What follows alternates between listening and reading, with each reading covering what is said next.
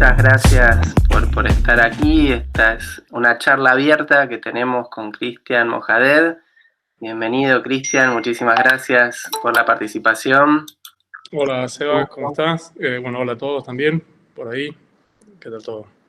Gracias a ustedes por la invitación, ¿eh?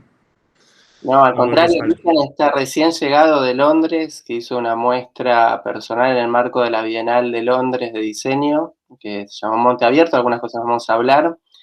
Y esta charla se está retransmitiendo en otra sala y va a quedar grabada en YouTube. Y es un formato que armamos en la cátedra, Diseño para el Comercio Exterior de la FADU-UBA, que son conversatorios con distintos diseñadores que tienen experiencias en comercio exterior, que es lo que venimos viendo de modo didáctico en la materia.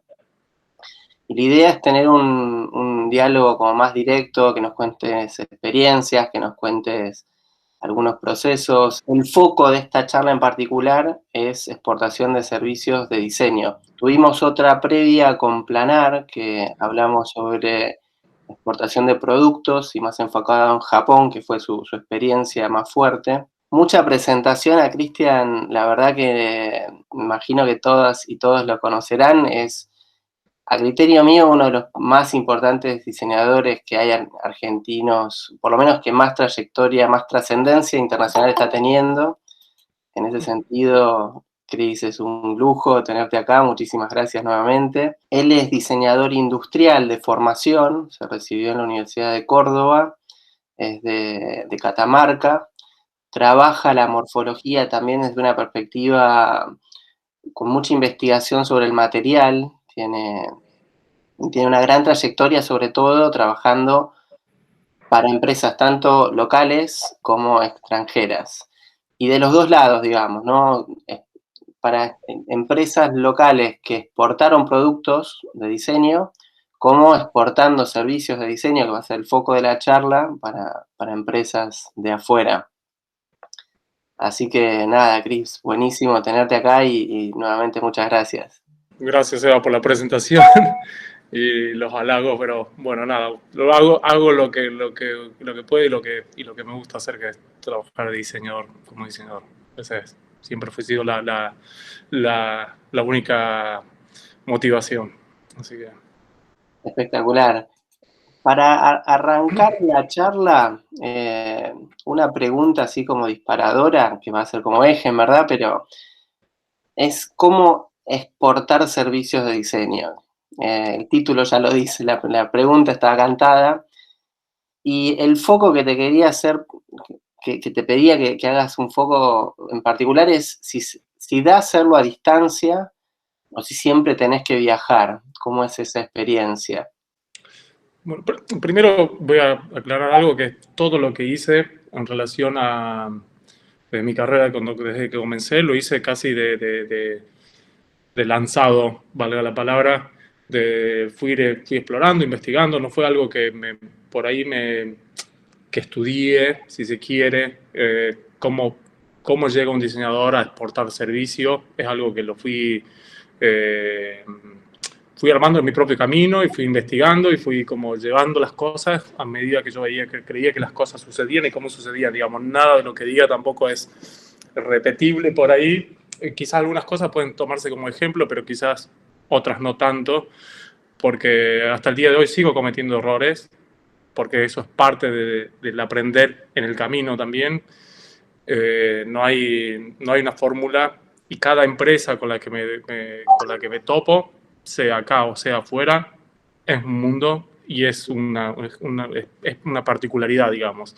Hay algunos detalles que se empiezan a repetir y hay cosas que uno empieza ya a saber ajustar y que estas cosas no vuelvan a suceder si es un error, o entender dónde hubo un acierto también.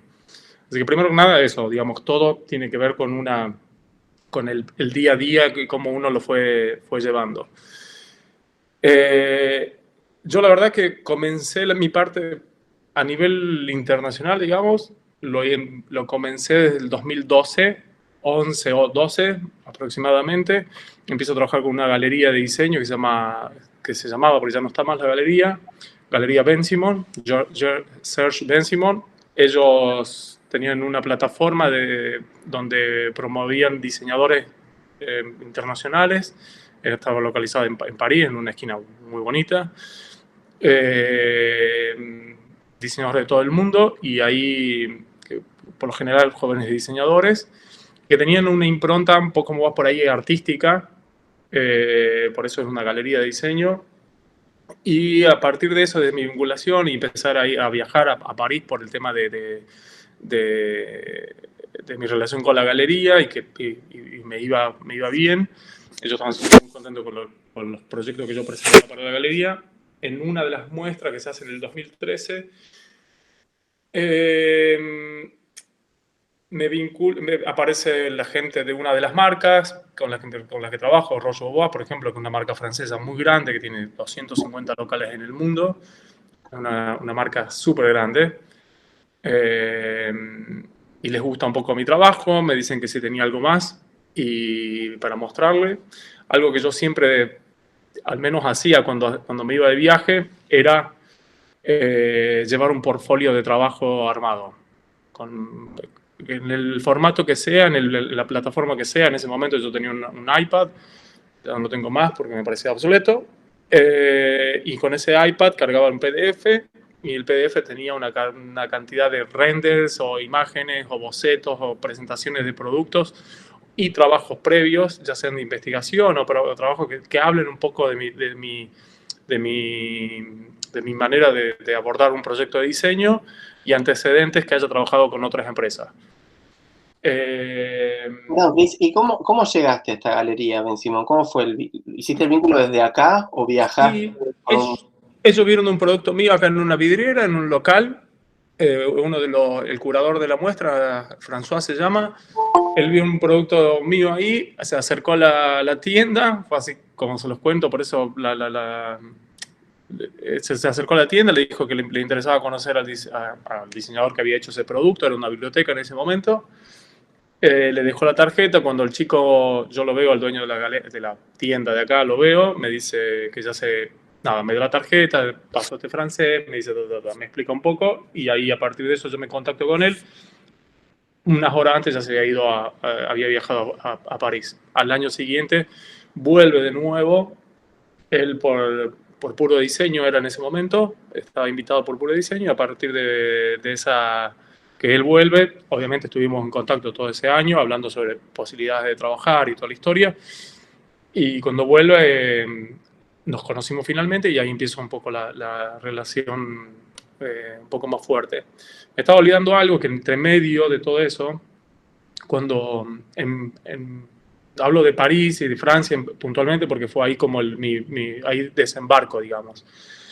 Ellos tenían una plataforma que se llama Meet My Project, por ejemplo, que es una plataforma que no sé si sigue existiendo, pero es Conocer mi proyecto. También, al cual ya me habían invitado por haber estado en la galería, y bueno, había una referencia ahí de que yo era un potencial diseñador a vincularse con empresas, y esa Meet My Project era una muestra que se hacía con prototipos o piezas o proyectos de investigación de diseñadores, diferentes diseñadores del mundo, que estaban todos expuestos en un lugar que era temporal, ¿no? Y ellos se encargaban de invitar a empresarios y a la industria del diseño francés para que conozcan a los diseñadores eso. Cosa que por acá no existe, por ejemplo. Esa era una. Speed Dating era la otra. Eso se hizo en el Pompidou, en el museo ahí en París también. Fue otra de las plataformas. Para mí todo esto era nuevo, ¿no? Yo se los cuento ahora como muy, muy por arriba, pero presentar un producto para que después vayan empresas a verlo y si ellos estaban interesados, vos podías tener una reunión con ellos.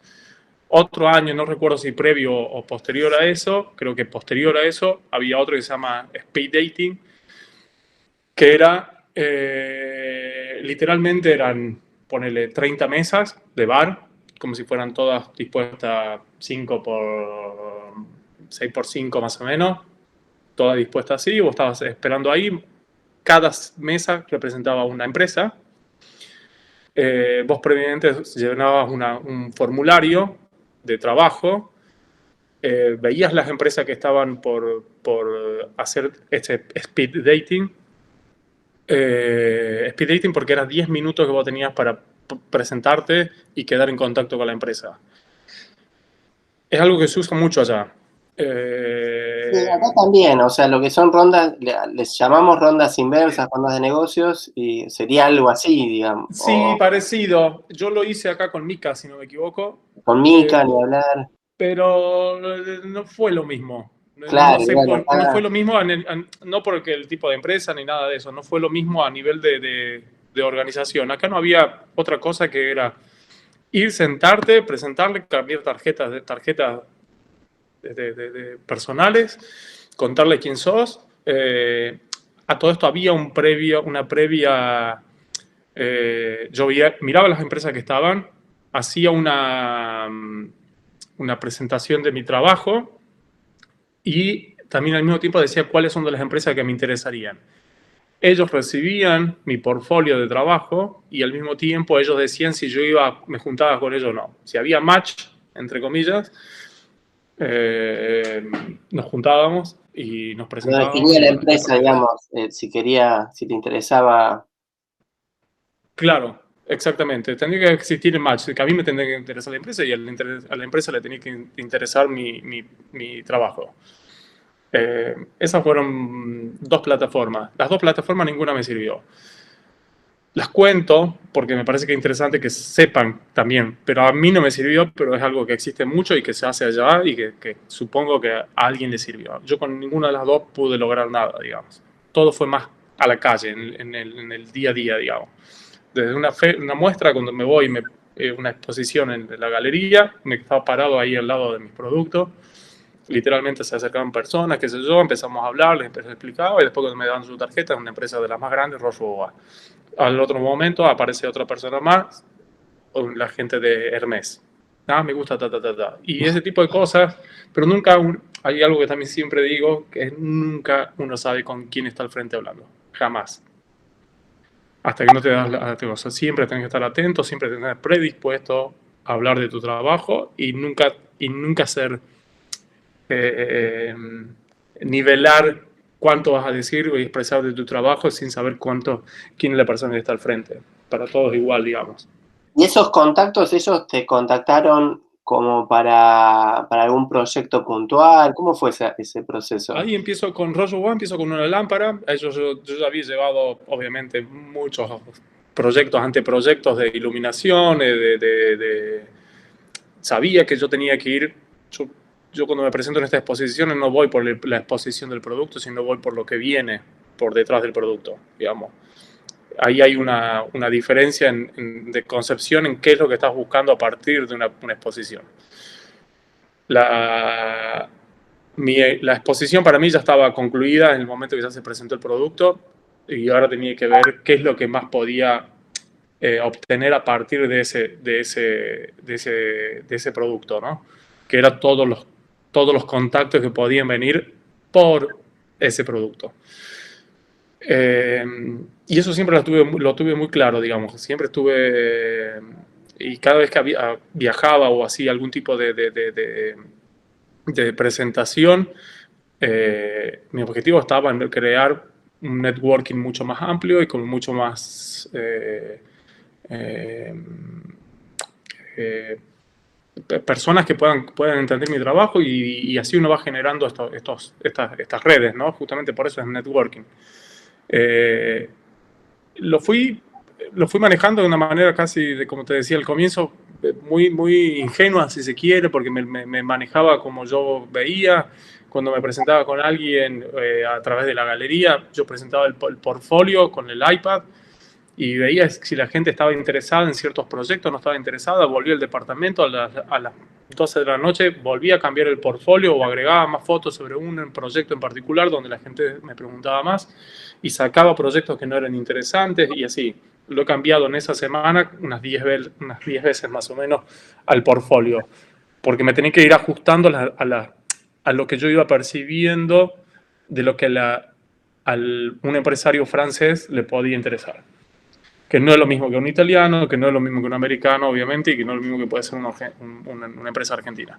¿Y eso te nutrías del mismo feedback de las reuniones con los mismos empresarios o tenías otra fuente de cómo ibas tanteando, digamos, esas expectativas, esos gustos?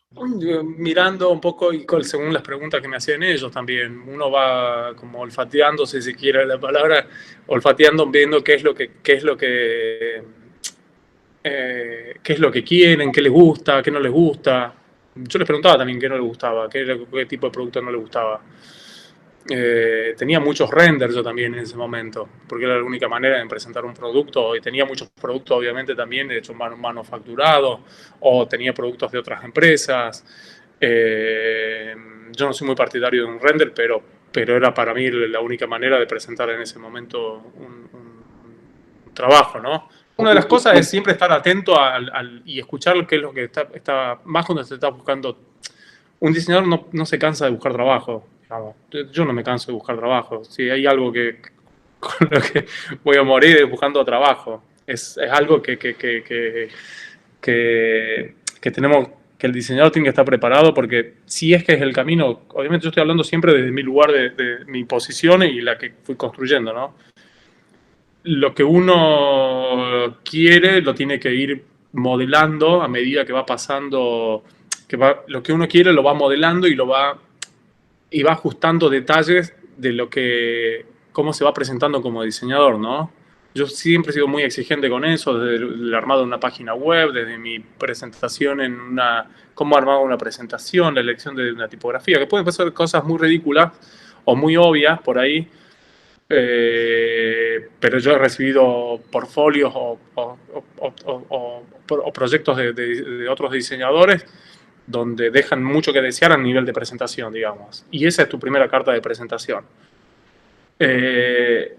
Y le presto mucha atención a ese tipo de cosas.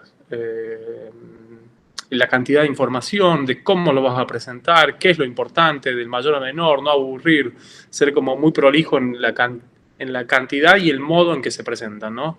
Cuando se presenta un portfolio de trabajo. Hoy ya no lo hago más, por suerte, pero no lo hice por muchos años, lo hice por bastantes años, digamos. ¿Y hoy cómo es tu proceso para buscar clientes, digamos? Y es diferente ya. Hoy, por ejemplo, hace poco una marca con la que estoy trabajando es Sisitapix, una empresa italiana que hace carpetas, y con ellos fue casi de conocerlos también en una feria, un amigo en común, y después ellos ya sabían más o menos de mi trabajo. Y les interesaba ponerse empezar a trabajar sobre algo, sobre una beta sobre la que yo trabajo, que era un poco más de dibujo más artístico. Estos estaban inspirados en bocetos hechos en la cuarentena, más de 500 y pico de bocetos. De ahí salió este proyecto, y bueno, y así se fue trabajando. Pero, por ejemplo, ellos cayeron casi de conocer un poco mi trabajo por otras empresas, digamos. Posicionamiento, sí, Sí, de posicionamiento, tiene que ver con eso. A mí me cuesta decirlo, pero es de posicionamiento. es así. Ahí es como que uno también en tu estrategia, digamos, te posicionaste justamente como un referente en lo que es diseño y lo fuiste construyendo durante el tiempo, digamos. O sea, cada trabajo lo capitalizás en ese sentido. Lo mismo la muestra que venís ahora de hacer Monte Abierto me imagino tiene que ver con eso, obvio, ¿no? Y hay gente que te ayuda en ese posicionamiento. ¿Tenés un equipo armado? En el posicionamiento, no. Y es como que uno sabe lo que quiere y hasta dónde llegar o cómo llegar, cómo presentarse, que es un poco lo que decía hace rato, ¿no? Después sí tengo un equipo de trabajo, tengo un chico que se dedica un poco más a la parte de desarrollo de producto, otro chico que trabaja para la parte técnica, después dos chicos que son más ayudantes de ellos dos, y hasta ahí nomás, digamos. Ellos son todos. Y después tengo una socia con la que trabajo, también ella Ella es arquitecta y diseñadora y trabajo con ella en otras cosas, digamos, más en productos más que tengan que ver con esto de diseño coleccionable, más de galerías.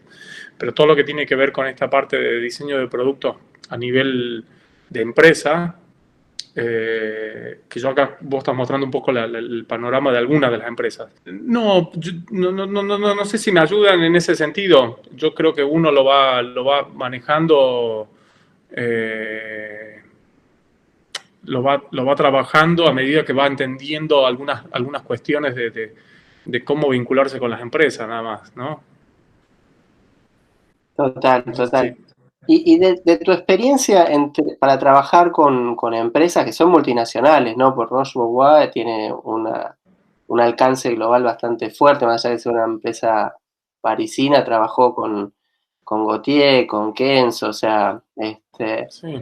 ¿qué, Marcel Wander, sí, trabajó con grandes sí, nombres. o sea, ahí, de hecho, en ese sentido te posicionás al lado de estos referentes globales y eso es Bueno, buenísimo. sí, sí, Tapiz también. Sí, Tapiz tiene nombres que son increíbles. Es más, mi trabajo fue el primer trabajo de un latinoamericano, de un americano en realidad, entrar dentro de la marca. Y eso también, obviamente, para mí era como ya una barrera que correr. Decir, che, bueno, más allá de ser latinoamericano, argentino, y uno se va achicando para ahí abajo, digamos, del continente. Ellos nunca habían trabajado con alguien, siempre han trabajado con diseñadores europeos.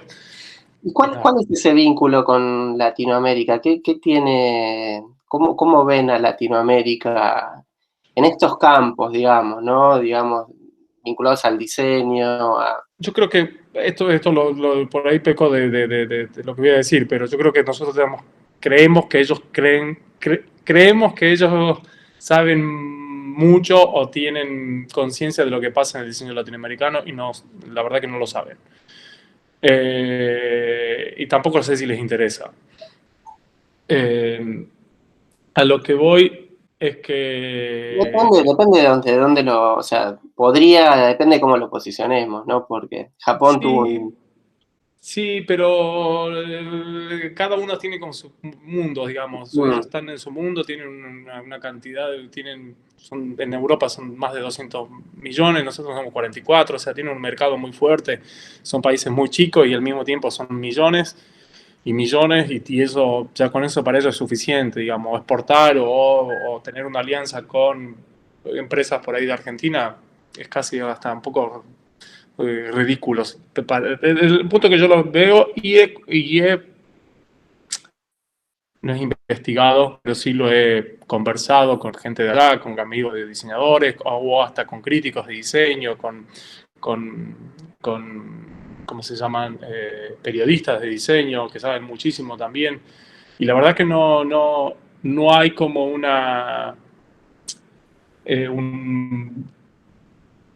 no hay una lectura del diseño latinoamericano pareja, digamos, que alguien sepa de qué está pasando, digamos. Hay grandes referentes, como puede haber sido Maldonado, y es como alguien que quedó ahí, obviamente, en un pedestal, pero estamos hablando de hace muchos años atrás, ¿no? Después del diseño contemporáneo, creo que no hay tanta referencia. ¿Y saben que Eh, Maldonado es argentino, por ejemplo? O, sí, por eso ellos me lo nombran como un referente. tampoco Europa es el único mercado, ¿no? Claramente, a nivel de exportaciones.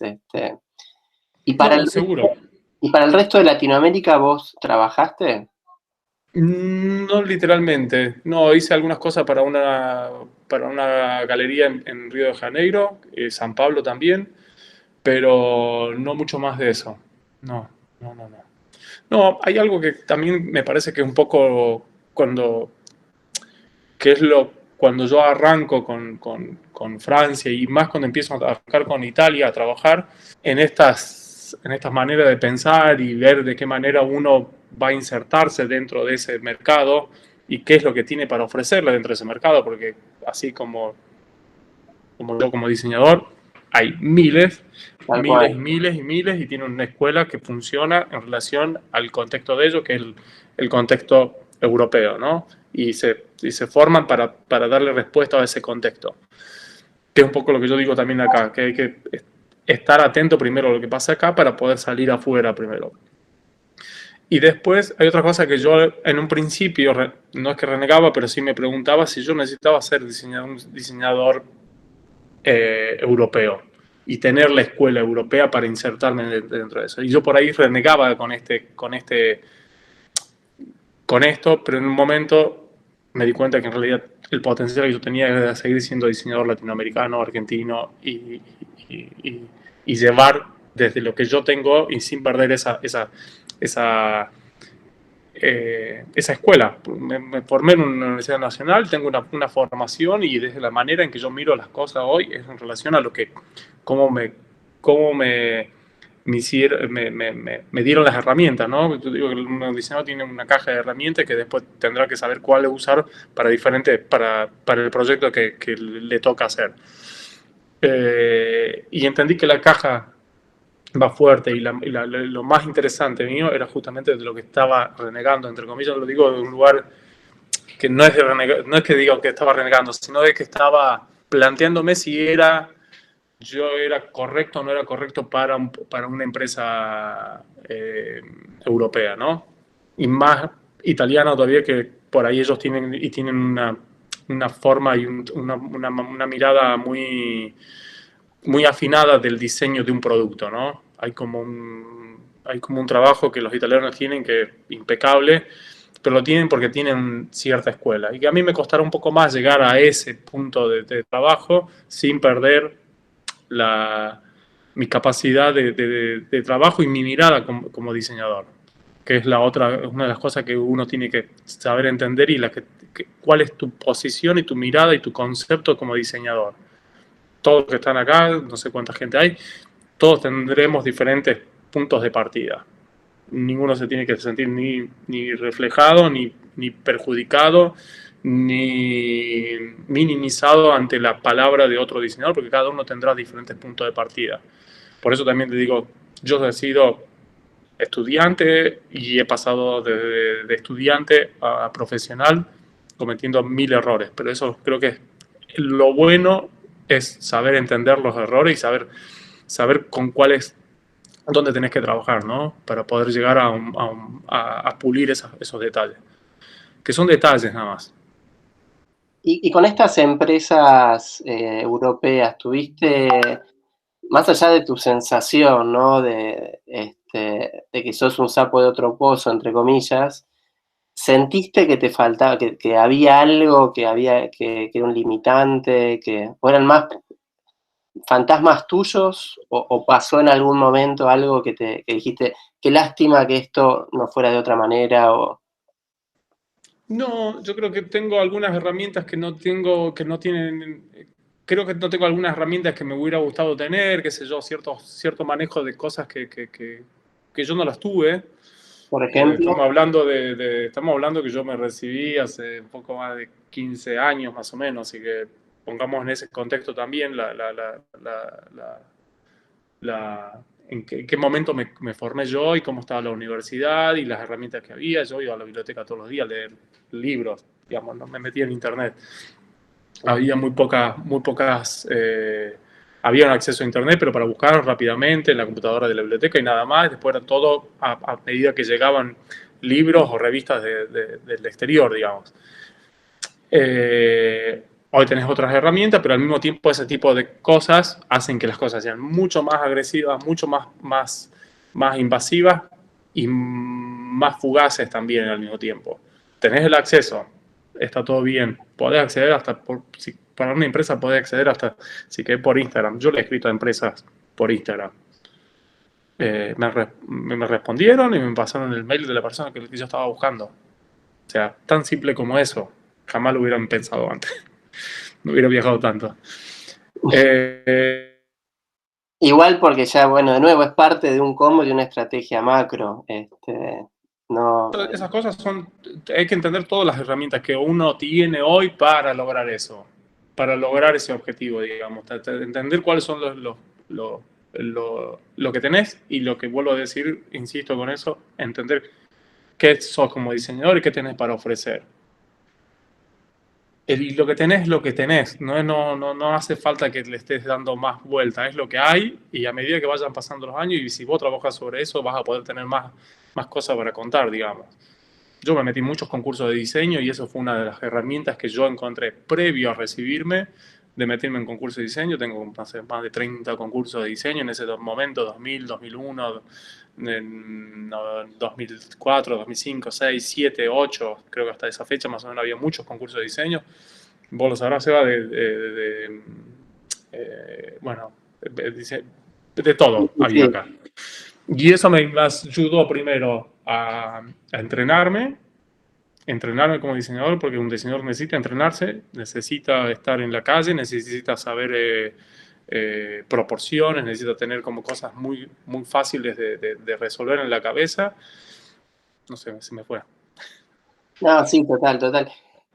Y con esta, el vínculo con las empresas, con Roche Bobois, con estos grandes referentes, digamos, vos ahí tenés potestad sobre tu diseño, digamos, tenés posibilidades de defender tus ideas o te amoldás a las demandas de ellos.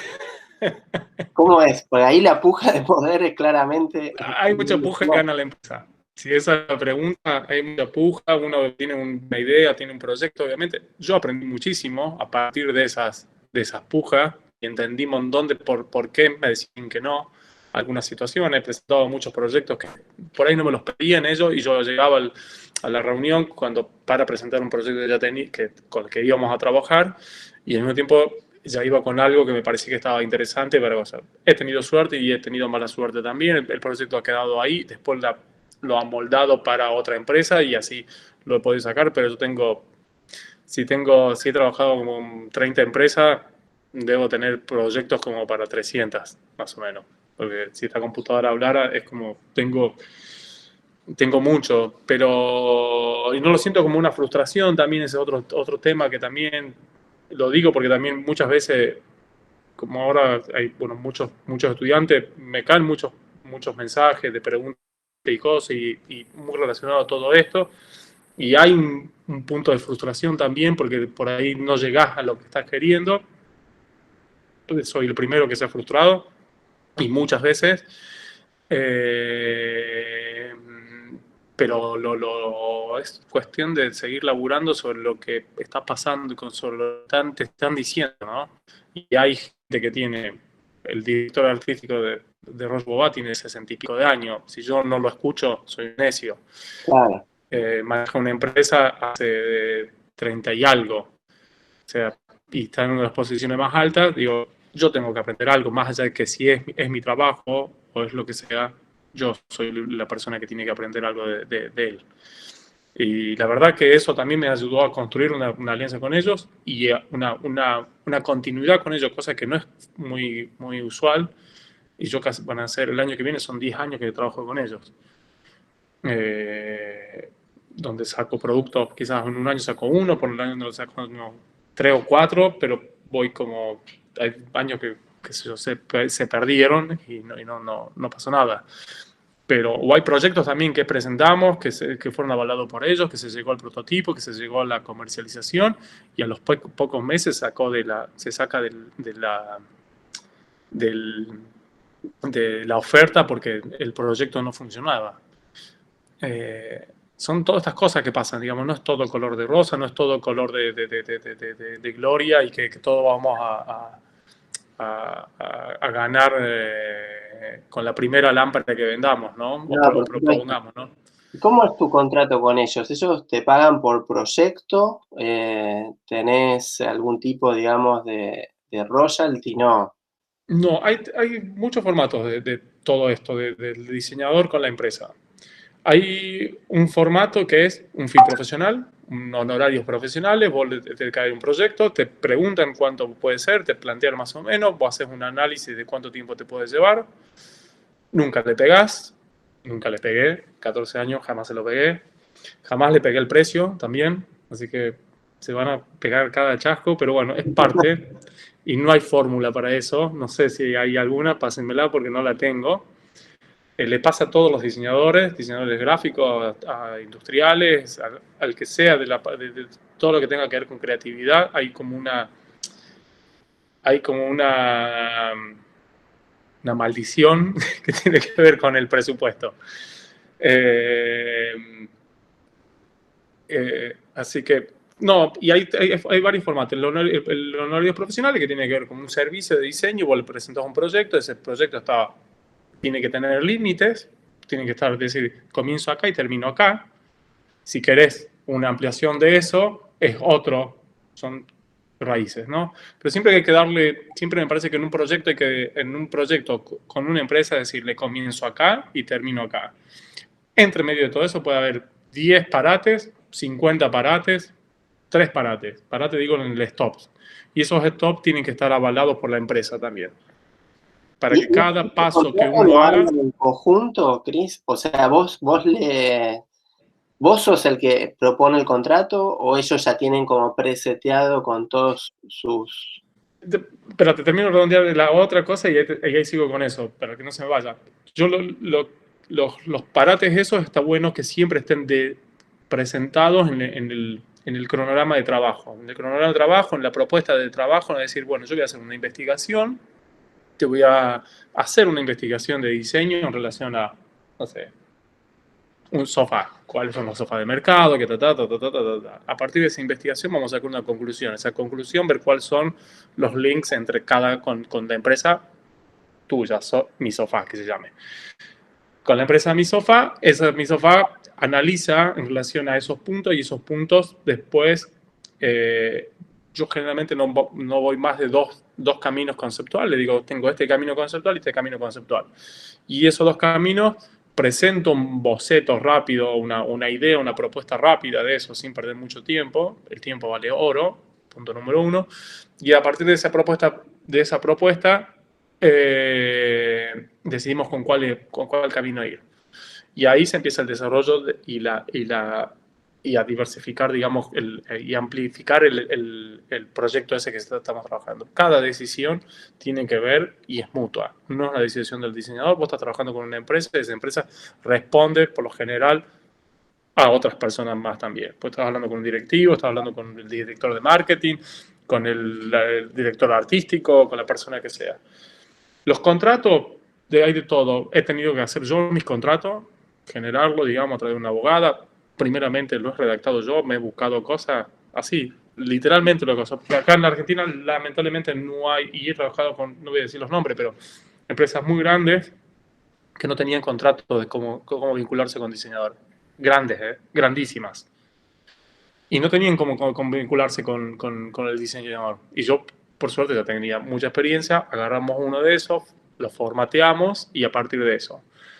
Pero todos los contratos, cada uno de los contratos con los que me he chocado, son más allá de algunas cosas que tienen que ver con la cantidad de productos que se van a producir o el royalty, que es cuánto te van a pagar por producto vendido, que no es el precio vendido al público al final, sino es el precio de lista sería, no soy un queso ahí en esa parte, pero es el precio que no es el que se va a vender a la persona, sino es el precio con lo que se vende al retail, digamos. Lo cual es mucho menor. Pero el contrato perfecto es que te paguen fee profesional y te paguen royalty. Ese es el contrato perfecto. Y que encima tenga una cláusula de salida que si a vos no te cumple, no pasa o algo, ese es uno de los puntos más importantes que yo lo aprendí hace muy poco, es la cláusula de salida. La salida significa hasta cuándo yo me voy a bancar, no sé, que vos no vendas nada con mi proyecto. O lo tengas parado, o dijiste, no, bueno, como ya lo tengo acá el proyecto, yo me tomo un año sabático y el año que viene lo voy a hacer. Pero vos no, en realidad vos estás contando, porque eso es parte de tus honorarios profesionales, contando con ese 4%, 5%, 6% o el arreglo que hayas tenido para poder compensar tus honorarios profesionales. Por eso el diseñador se divide como en dos partes. Hay muchas empresas que no quieren pagarte fee profesional y otras empresas te pagan directamente el royalty, porque los royalties son muchos, porque venden mucho y ellos saben, no son empresas que no lo sepan. Y hay empresas que prefieren pagarte un fee profesional y no un royalty, y prefieren que les subas el fee profesional. Es decir, bueno, si no los royalties, no, yo no prefiero los royalties que no. Bueno, entonces, ¿cuánto por ciento más de fee profesional? No sé, un 70% más, y lo aceptan. O sea, le estás cobrando mucho más de lo que habías pensado, pero ya te olvidas de que una vez que el producto funcione o no funcione, vos te sacaste un tema de encima, digamos. Si lo ves así. Si funcionó y venden millones de piezas y en tu contrato dice que vos no vas a tener un solo por ciento de las regalías, nada, es parte de eso. Y si no funcionó, también es parte de eso.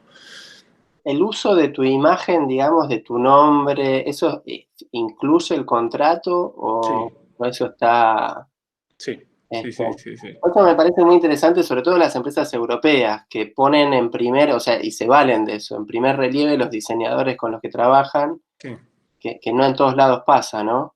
No, acá no pasa mucho, poco y nada lo hizo Vaca Valiente en su momento, que ahí estaban algunos productos que habían pasado a ustedes, El el Espartano lo estaba espartano. haciendo, esta empresa con la que no digo mucho porque todavía recién se va a presentar el proyecto en septiembre, ellos tienen muchísimos años y nunca sacaron un producto firmado por un diseñador. Esta va a ser la primera vez también firmado por un diseñador. Tienen un departamento de diseño, pero en este caso nunca he salido firmado, ¿no? Firmado, digo, es con el nombre de él y esta grif. Esta pieza fue diseñada digo. Está buenísimo. Bueno, abramos las preguntas para acá el público, aprovechen que lo tenemos acá, Cristian. No sé si quieren preguntarle algo. No muerdo, estamos lejos. En la otra sala, si quieren poner por chat, se las retransmitimos. Eh, no, igual acá. Clara Clara, Scotone levantó la mano, sí, dice. habla directamente. Ay, hola, ¿qué tal? Perdón. Bueno, Cristian, es un honor hablar con vos. Para mí sos un gran referente en el diseño industrial. Gracias. Los profesores lo saben porque el día que nos presentamos en la materia, yo dije que me había interesado el comercio exterior por justamente tu laburo. Y la pregunta que me surge es, desde un primer momento en el que decidís, bueno, participar en una feria en Francia, la elección de ese producto que vos elegís mostrar, en un momento, o sea, desde un principio vos no sabes, esto es más orientado, como ese nicho que después con la experiencia decís, esto va más para un público italiano, esto va más para uno francés, esto va más para uno japonés. Desde ese como primer momento, ¿qué es lo que te lleva a decir, bueno, voy con este producto, sin conocer desde adentro como el mercado y los posibles clientes? Sí, creo que entendí la pregunta. ¿Cómo estás, Clara? No, la verdad que no sé si hago ese análisis como de ver exactamente lo que voy a querer llevar. Sí pienso que no hay que llevar demasiado para contar poco, digamos. Hay que ser como muy austeros también en la información y muy concisos y muy pragmantes con lo que uno quiere contar, ¿no? El producto o tu bitácora de trabajo o tu portfolio, como se llame. La decisión tiene que ver con lo que vos estás queriendo contar, que es un poco lo que les decía al comienzo.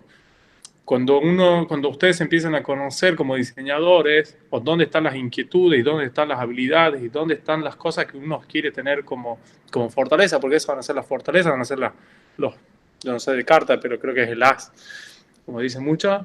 Esa carta es la que ustedes tienen que valorizar, digamos.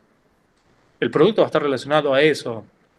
Yo, Clara, diseñadora, y este es mi mundo y esta es mi visión como diseñadora, que no tiene que ser otra cosa que vos simplemente. Por ahí es un poco risueña o facilista mi respuesta, pero es así, digamos, yo siempre lo dije, siempre he tenido muy claro de que cuanto más Por eso también contaba hace rato lo de cuando me presenté y cuando ya empecé a meterme en Italia, que para mí fue muy duro meterme y todavía no estoy metido, pero voy en ese camino. Dije, che, ojo con esto porque no soy diseñador italiano. No, mi producto nunca va a ser un diseño italiano porque no lo soy, no tengo la escuela, no tengo no tengo los diseñadores somos todos poquitos que estamos apuntando para diferentes lugares, pero cada uno va a tener su mundo para expresarse. Y un diseñador tiene un mundo para expresarse, digamos, y es eso lo que vos tenés que llevar allá. Obviamente, después te vas ajustando a medida que te vas conociendo con una empresa o qué es lo que la empresa quiere y te permitís jugar con un montón de cosas. Pero eso lleva tiempo. Pero lo primero, yo creo que es tener en claro qué es lo que vos tenés como fortaleza para mostrar. Y no pretendo ser un diseñador italiano. Estoy estudiando italiano, así que bueno. Está bueno. Yo sé, parlo un poco.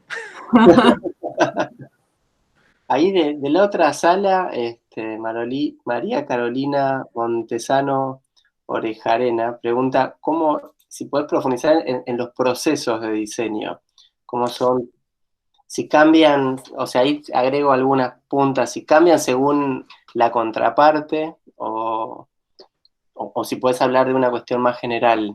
No, el proceso tiene que ver con esta cuestión de la práctica, ¿no? Es como, yo digo, cuanto más ejercicio tenés y cuanto más vayas a entrenar y cuanto más tengas, que no tiene que ver que entrenaste con una empresa, ¿eh? Cuanto agarraste el lápiz un fin de semana y te pusiste a trabajar y a generar ideas y a trabajar la cabeza y a mover la muñeca y a mover las neuronas, un poco eso ya es práctica. Es como cuando vas al gimnasio o cuando vas a la clase de canto. Es lo mismo.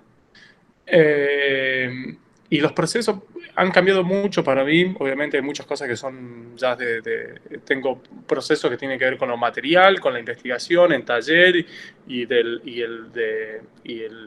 el hacer cosas y a partir de ese y los resultados de eso tienen que ver con un proyecto.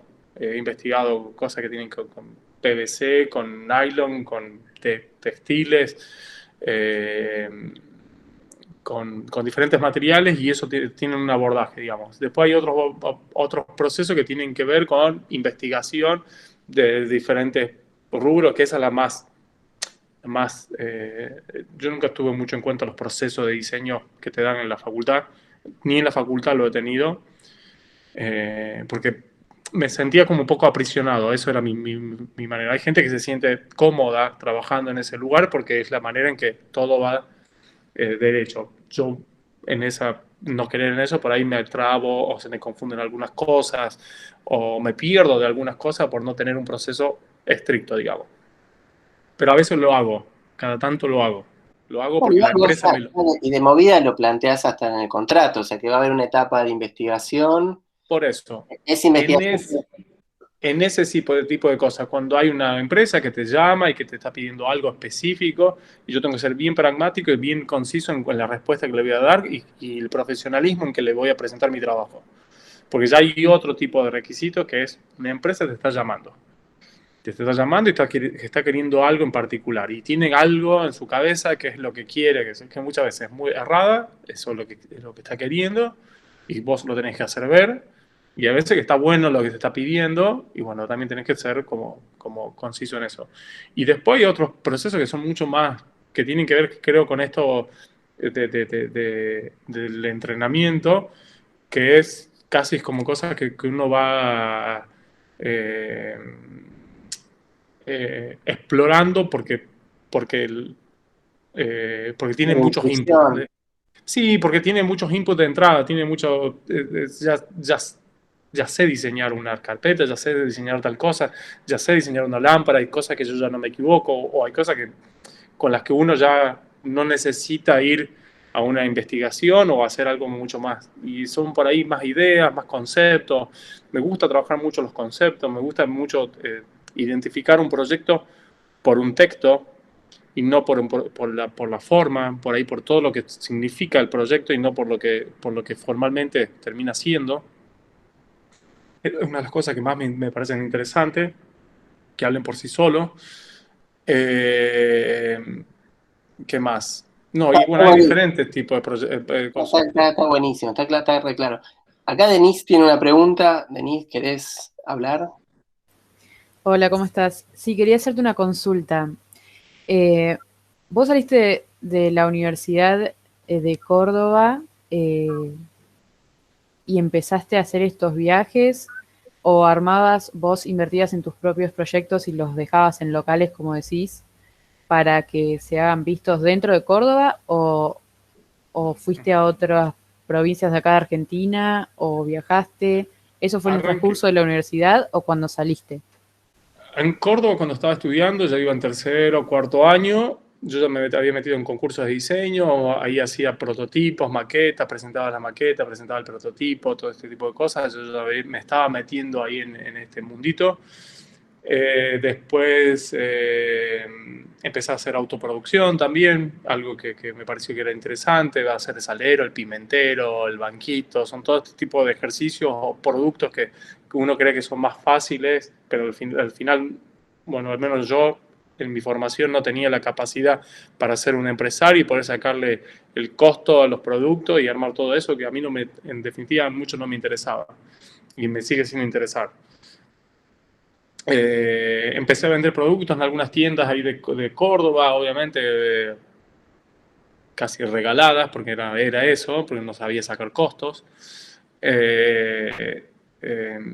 Y después a Buenos Aires, cuando me vine a trabajar con una empresa que trabajé 1 año y medio en la parte de dirección de producción, pero ellos habían visto mi trabajo también en una feria que se llamaba 100% Diseño, acá en Buenos Aires, y a partir de la directora de esa empresa, que se llama Solantú, eran todos productos de alta gama en madera, y ellos vieron mi trabajo casi todo en madera en ese momento, y les había gustado mi perfil como estético, si se quiere, porque eso fue lo que me dijo, mi perfil estético, y querían que alguien que trabaje en producción, pero que tenga esa mirada estética con la que ellos necesitaban trabajar en los productos. Trabajé 1 año y medio más o menos, me aburrí y me fui y seguí abriendo y explorando nuevos caminos para poder trabajé con otra empresa de acá, también al mismo tiempo fui trabajando con otras empresas que hacían POP de productos, ahí aprendí otro tipo de cosas, más técnicas, cosas que yo no tenía tanta formación. Y fui como en muchos años, fui como adquiriendo diferentes roles, digamos, roles y al mismo tiempo aprendizajes, ¿no? Cuando yo veía que el aprendizaje ya era nulo, porque ya en un momento uno absorbe y después ya no hay nada más para absorber, chao, lo que sigue. Y así uno va construyendo la caja de herramientas, que es la que necesitamos para salir, ¿no? No la tenés toda, lamento decirlo, en la UBA, o en la UBA o en la Universidad Nacional, digamos. Hay una caja de herramientas básica y después hay que verle cómo uno la llena esa caja, ¿no? Y de qué manera va a usar esas herramientas también. Lo hago el paralelismo con la caja de herramientas porque es algo que me sirve mucho. Ahí, buenísimo. Pau vamos a hacer la última pregunta, que ya estamos con el tiempo. Pau, Dos, ¿querés? si querés.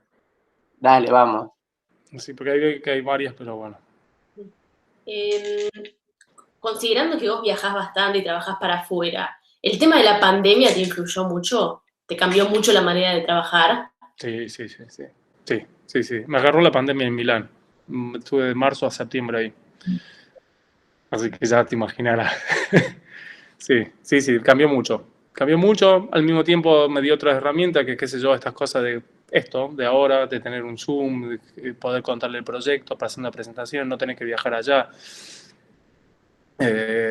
Y también te entorpece un montón de cosas. Proyectos de diseño está bueno, sentarse uno al lado del otro, marcarle cosas, bocetos, líneas. Hay mucha gestualidad, hay mucho detalle que está bueno verlo ahí en el momento. Hoy recibí una caja de prototipos para que yo la vea acá, pero está bueno que esa caja de prototipos yo la termine viendo con las personas que necesitemos verlas, que saquemos conclusiones en conjunto, en una mesa en común. No que me llegue, después la tenga que mandar y toda esta cosa, ¿no? Pero bueno, uno se va acomodando. Te había hecho al principio también vos cuando trabajás, ¿tenés que viajar necesariamente o podés trabajar desde acá? O bueno, desde donde estés.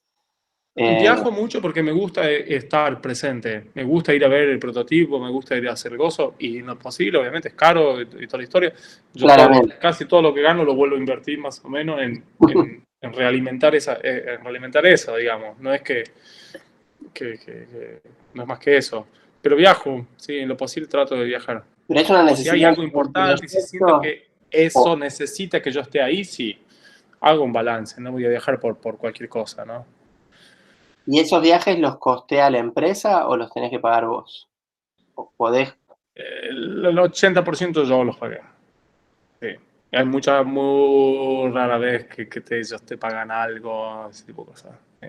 Pero yo viajo no por esa empresa, viajo porque Claro. ya tengo decir, bueno, tengo para hacer esto y esto, y armo una agenda, y a partir de eso me organizo para ir, y en fechas estratégicas también, que tienen que ver con la feria, con el lanzamiento de un producto, lo que sea. Pero uno, nada, conoce su agenda y conoce su objetivo en relación a dónde va a estar viajando. Si no, Claro. no voy. No. Bueno, si alguien quiere hacer una última pregunta, que él habilitó 2 más, así que Dale. mientras voy presentando. Acá me gustaría saber cómo fue el proceso de ir incorporando el lenguaje de la artesanía, lo artístico, y cómo empezó a formar parte de la identidad como diseñador. ¿Cómo entendiste que era por ahí el camino? ¿Pasamos a otra pregunta? No, respondo a esa, de Martín Poggi, creo que se En pronuncia. verdad de Natacha Palatnik, que está en la otra sala. Dale. Que no estaba viendo el chat de acá. Es de Natacha. Ok. Sí, Perdón, parece que era de Martín. Martín es el que la copió. claro.